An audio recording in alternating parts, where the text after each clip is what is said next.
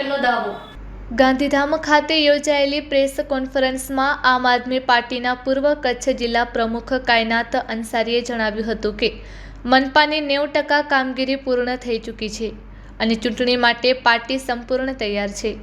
તેમણે જણાવ્યું કે ઉમેદવારોની સંખ્યા વધારે હોવા છતાં આમ આદમી પાર્ટી મજબૂત રીતે ટક્કર આપશે અને જીતવા માટે પૂરજોશમાં મેદાનમાં ઉતરશે। તેમણે સત્તા પક્ષ પર આક્ષેપ કર્યો કે તેઓ ડરી ગયા છે અને ખોટા કેસોમાં કાર્યકરોને ફસાવવાનો પ્રયાસ કરી રહ્યા છે।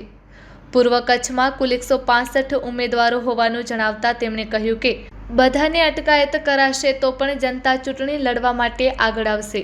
કાયનાત અંસારીએ વધુમાં આરોપ લગાવ્યો કે સત્તા પક્ષ તેમના ઉમેદવારોના ફોર્મ રદ કરાવવાની તૈયારીમાં છે। આમ આદમી પાર્ટીને તક મળશે તો ગાંધીધામને કચરા અને ધૂળમુક્ત બનાવવાની સાથે બેઝિક સુવિધાઓને પ્રથમ પ્રાથમિકતા આપવામાં આવશે અને શહેર સાથે ગામડાઓનો પણ વિકાસ કરવામાં આવશે। પાર્ટીનું મેનિફેસ્ટો ટૂંક સમયમાં જાહેર થશે તેમ જણાવ્યું હતું। તેમણે રાપર વિસ્તારમાં સારો માહોલ હોવાનું જણાવ્યું પરંતુ ત્યાં વિકાસનો અભાવ હોવાનું કહી જનતા ત્રાહિમામ પોકારી રહી હોવાનું ઉમેર્યું। અંતમાં તેમણે સ્પષ્ટ કર્યું કે આમ આદમી પાર્ટી બીજેપીની બી ટીમ નથી અને જો આવું હોત તો તેમના કાર્યકરોને જેલમાં ન જવું પડત। Report by Bharti Makhijani, Gandhidham. नमस्कार, मेरा नाम डॉक्टर कायनात अंसारी आता है, प्रमुख पूर्व कच्छ आम आदमी पार्टी। आज की जो ये पत्रकार परिषद है वो इस मुद्दे पर रखी गई है कि जो स्थानिक स्वराज की चुटनी आ रही है उसमें आम आदमी पार्टी की जो तैयारी है उसके बारे में हम अवगत कराना चाह रहे हैं कि आम आदमी पार्टी बहुत मजबूती से हर सीट पर दावेदारी करेगी और बहुत मजबूती से हर दावेदार हमारा लड़ेगा।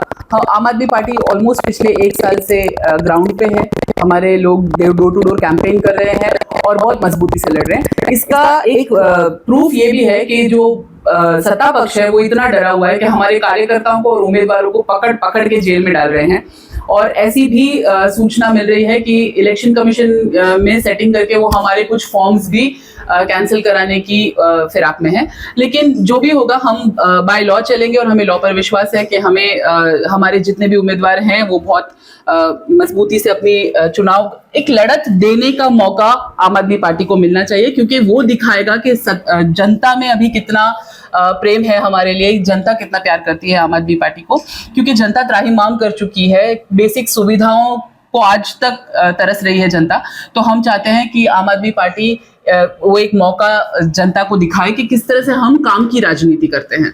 तो एक ये बहुत महत्वपूर्ण मुद्दा था जो मैं आप लोगों के साथ साझा करना चाहती थी। और जो आम आदमी पार्टी का मैनिफेस्टो है वो भी बहुत जल्दी बाहर आ जाएगा और हम उसमें बताएंगे कि हम जनता के लिए क्या क्या काम करेंगे। और हम इस बार उम्मीद करते हैं कि झाड़ू के बटन को दबा के काम की राजनीति को एक मौका मिलेगा। Thank you.